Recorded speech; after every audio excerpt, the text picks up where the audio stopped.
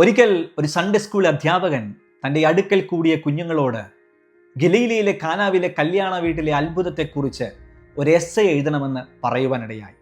എല്ലാ കുഞ്ഞുങ്ങളും പേനയും പേപ്പറും എടുത്ത് അവർക്കറിയാവുന്ന രീതിയിൽ എഴുതുവാൻ തുടങ്ങി.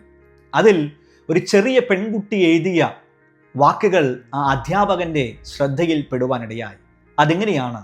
സൃഷ്ടാവായ ദൈവം സൃഷ്ടിയായ വെള്ളത്തെ മനസ്സലിഞ്ഞ് നോക്കിയപ്പോൾ അത് പുഞ്ചിരി തൂകി നിറവും മണവുമുള്ള വീഞ്ഞായി മാറ്റപ്പെട്ടു.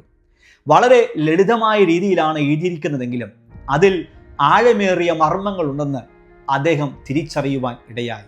ദൈവം ആ വെള്ളത്തെ മനസ്സലിഞ്ഞ് നോക്കിയപ്പോൾ അതിന് മാറ്റങ്ങൾ സംഭവിച്ചുവെങ്കിൽ ആ ദൈവം നമ്മെ ഒന്ന് മനസ്സലിഞ്ഞ് നോക്കിയാൽ എത്രത്തോളം മാറ്റങ്ങൾ നമ്മിൽ സംഭവിക്കുവാൻ ഇടയായിത്തീരും.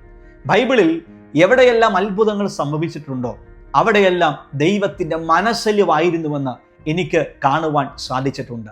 ഒരു മാറ്റത്തിന് വേണ്ടി നിങ്ങൾ ആഗ്രഹിക്കുന്നവരാണ്. എന്നിൽ ഒരു അത്ഭുതം സംഭവിക്കണമെന്ന് നിങ്ങൾ ആഗ്രഹിക്കുന്നവരാണ്.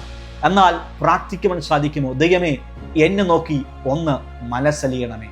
അവൻ മനസ്സലിഞ്ഞാൽ അത്ഭുതം ഉറപ്പാണ്.